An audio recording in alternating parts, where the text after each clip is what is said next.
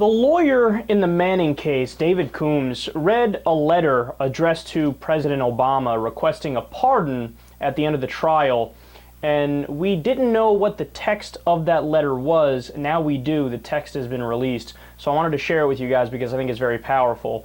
And remember, this is from Manning directly to Obama asking for a pardon. The decisions that I made in 2010 were made out of a concern for my country and the world that we live in. Since the tragic events of 9/11, our country has been at war. We've been at war with an enemy that chooses not to meet us on any traditional battlefield, and due to this fact, we've had to alter our methods of combating the risks posed to us and our way of life. I initially agreed with these methods and chose to volunteer to help defend my country. It was not until I was in Iraq and reading secret military reports on a daily basis that I started to question the morality of what we were doing.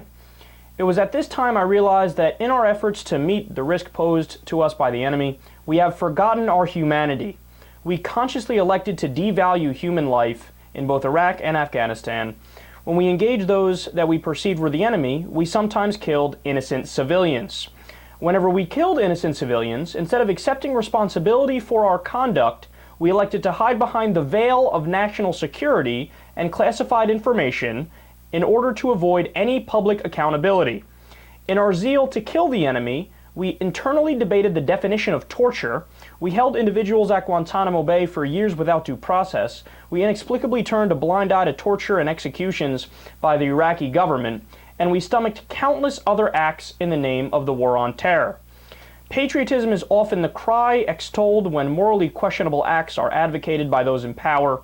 When these cries of patriotism drown out any logically based dissension, it is usually the American soldier that is given the order to carry out some ill-conceived mission. Our nation has had similar dark moments for the virtues of democracy: the Trail of Tears, the Dred Scott decision, McCarthyism, and the Japanese-American internment camps, to mention a few. I am confident that many of the actions since 9/11 will one day be viewed in a similar light. As the late Howard Zinn once said, "There is not a flag large enough to cover the shame of killing innocent people."